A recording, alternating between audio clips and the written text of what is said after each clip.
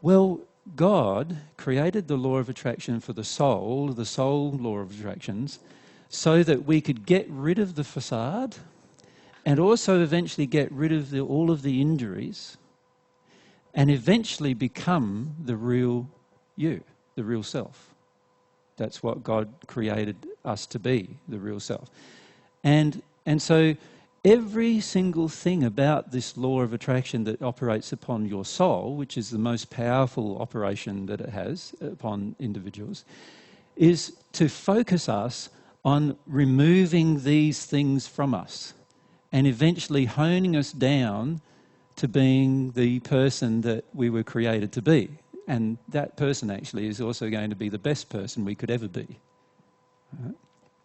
Now, if you think about it, while we attempt to hold on to the facade, or while we hold on to the injuries without having a strong desire to let them go, we are not working with God in any way to get back to our real self. And while we're doing that, we're actually opposing our own happiness. Because true happiness is only going to result in that column.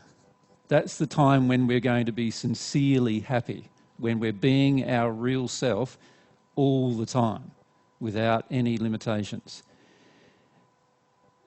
But we believe, generally, that we can be happy here. That's what we believe, that we can be happy here. And unfortunately, it is not true. You cannot be happy there. Even though you'd like to believe you can be happy there, you cannot be happy there. So what God is constantly trying to do is to, firstly, break down ourself so that we end up with the real self that God created us to be. He's trying to help us get rid of both the facade that we have created. So this facade we have created. And he's also trying to help us get rid of the injuries that our environment, and particularly our parents, created. So this is the self that our environment created or wanted us to be. And God wants us to get back to what God created.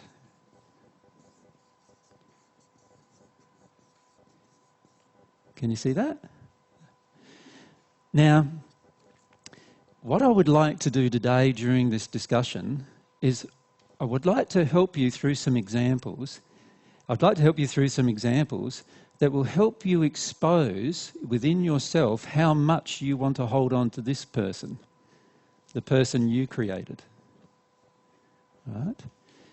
And the problem with holding on to this person is that we will never become the person God created while we're holding on to the person we create.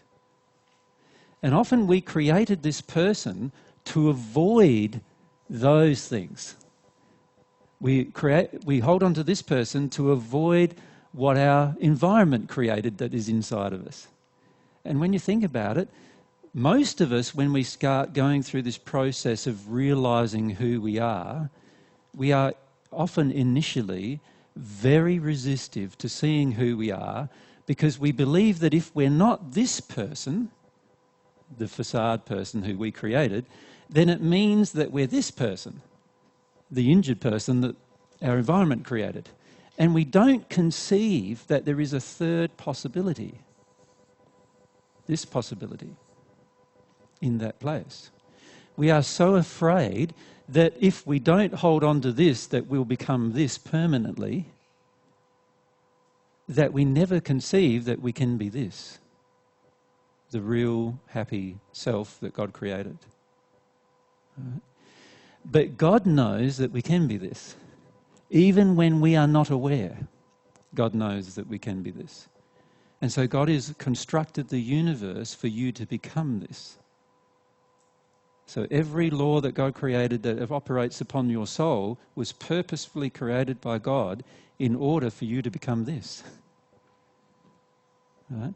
So every time you work against becoming this, you're working against every law that operates upon your soul, which doesn't seem very productive if you think about it.